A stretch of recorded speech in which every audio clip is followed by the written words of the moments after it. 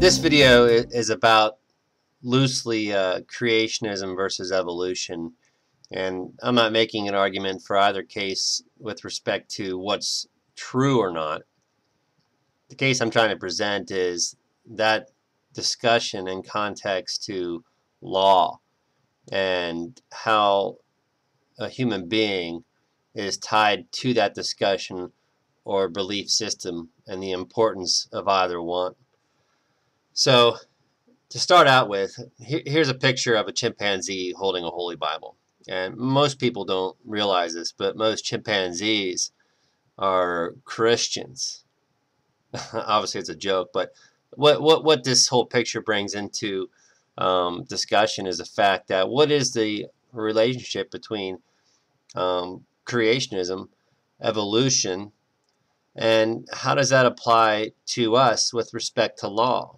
And the importance of that is because the evolutionists will argue that, hey, and according to Darwinism, even though it's changed, but the idea is that it's loosely survival of the fittest. And that's what evolution is. And that's the way that this world works. And those systems that can change and adapt are the ones that are the most successful and will roll into the future. And in fact, evolve means roll from. Volvo meaning to roll. So E or X meaning roll from. So anyway, the end point of that is that at the cutting edge of contemporary evolution is an elite bunch of people who are more adaptable, smarter than the rest of the system, perhaps. And perhaps those people should be declaring the rights that we have, the laws that we have. So while that's not necessarily the case of today, it's definitely being it's definitely infiltrating our legal systems. And so that's why I wanted to bring this into the discussion. Now, the Holy Bible aspect, or any religion for that matter, I'm not trying to push any religion on people, but just the concept of believing in a higher power. And why is that important from a law standpoint? And obviously it's because we've heard, at least in the United States, that we have inalienable rights endowed or given to us by the Creator. So while that's not a luxury that most of the world has, at least that's a thought in the United States, however accurate or inaccurate.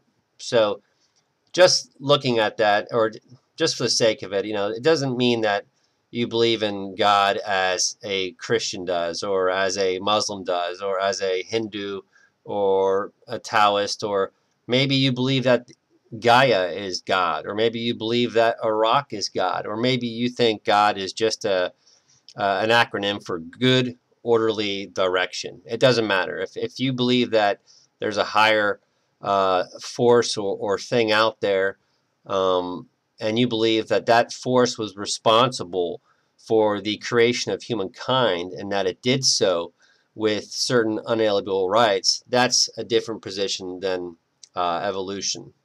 So going back in time briefly, this battle's been going on forever because there's always been a group of people trying to take over and declare rights and subordinate other peoples. Probably the most recent one for our discussion with respect to law goes back to the Magna Carta. And granted, some people can make the argument that the law system that we have today, and if we need to go back there for this discussion, the law system that we have here today is really canon law, and it's the law that the Roman Church set up. And in fact, some people have argued that really we're still in a Roman expansionary thing, and that Rome never really fell. So that's just another argument. But we'll start here at the Magna Carta. And what was critical about this is that ultimately, when it was administered, it was a bunch of people standing up to the King of England saying, look, we got certain liberties, and you need to accept this because you just can't keep going off and imprisoning people for no reason, etc., etc. And for example, by explicitly accepting that no free man, a free human being in the sense of non-serf, could be punished except through the law of the land, a right which is still in existence today. So I guess we'll have to look at what that law of the land is. And I'm not trying to, at this point, say that it's common law versus some type of admiralty law. The next thing that we can look at is the word God or the Almighty or higher power or supreme being anywhere in the United States Constitution? And unfortunately, it's not.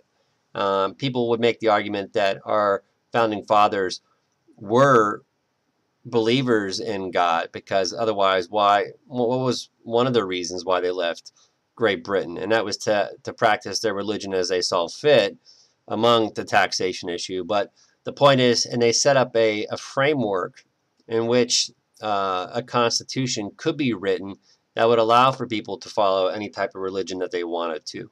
But definitely that was trying to say that there is no stronghold on what is the right God. You know, whether or not Christians want you to believe that, ultimately they wanted to extend that to anyone who had a, a belief that there was a higher power, and that higher power led to the creation of us human beings, and we all have unalienable rights, or inalienable rights, sorry. However, you'll find in the Declaration of Independence the mention of God, or at least the Creator. In there it says that we hold these truths to be self-evident, that all men are created equal, and that they are endowed by their Creator with certain unalienable rights. I guess I was wrong in saying inalienable. That among these are life, liberty, and the pursuit of happiness. So here's the first mention of that. So if that's any type of testament as to what the framers of the United States were thinking or where they were coming from, you know, it's there. But unfortunately, this document doesn't hold any legal weight. It's just a declaration. Another thing just to point out here for people to think about is that when people are often asked, what's the most important thing about the United States? And they'll say, well, it's freedom. Well, you could argue differently, saying that freedom isn't a synonym for life, liberty, and the pursuit of happiness, but actually freedom is a component of life, liberty, and the pursuit of happiness. And the focus will probably carry through in these conversations is liberty. And that's the freedom to behave and do things that we want to do or we see fit to do within a moral and social construct. Another thing you might want to think about is looking at your state's constitution, because some people don't follow the idea that our federal government has authority over them, and that we're living in 50 distinct states or commonwealths, and that if that's the case, then that means my state, in this case Pennsylvania, would have some authority. So it might be worthwhile for you to look at your state's constitution and see where God is mentioned and in what context. And as a little trivia tidbit, the original Pennsylvania Constitution was used as a model for our Constitution. Now, you think this conversation's silly, but I want to point this out point out why it's important. Because if we look at the United Nations, and we can all see that the United Nations was kind of a global elitist agenda to kind of bring the world into a new world order. Started out with the League of Nations, that failed, and now we have the United Nations. And the United Nations carries heavy weight, whether it's been co-opted by some cronies or if it truly has an altruistic means. But if we look at the United Nations Universal Declaration of Human Rights and you search for God, you won't find God anywhere in there. You have freedom of religion, but there is no mention of God. What we do find is the word law, and we find it 10 times within the Declaration of Human Rights. So is that just silliness, or what context is that used in? Well, if we look at the first time in which law is used here, we find out that whereas it is essential, and this is in the preamble, if man is not compelled to have recourse or as a last resort to rebellion against tyranny and oppression, that human rights should be protected by the rule of law. Question is, what law is that? Where is that law? Next time that they bring it up is that in Article 6, everyone has the right to recognition everywhere as a person before the law. Again, what is that law? Article 7, all are equal before the law and are entitled without any discrimination to equal protection of the law. Everyone has a right to an effective remedy by the competent national tribunals for acts violating the fundamental rights granted him by the Constitution or by law. So the case I'm building here is essentially that, yeah, you are free as long as you're within that structure of law or that jurisdiction of law. And as we'll discuss on this channel, which law are they talking about and which jurisdiction are we under with respect to the law? Because it's fine and dandy to use all these grandiose flower-feeling words that make us think that we're free or make us think that we have sovereignty, when the truth is we're living under a jurisdiction of which we don't even know what it is. So in summary, what I wanted to say is that I think this point is important because if you believe in I'll call it limited evolutionary model, where human beings ultimately should be ruled and subordinated to a intellectual superior, then we're no different than these monkeys in a cage. And that's why I say it's a limited view. I know not all evolutionists would think that. On the other hand, you have the creationists who will say that we are all sovereign beings and we are all created equal, which I tend to agree with.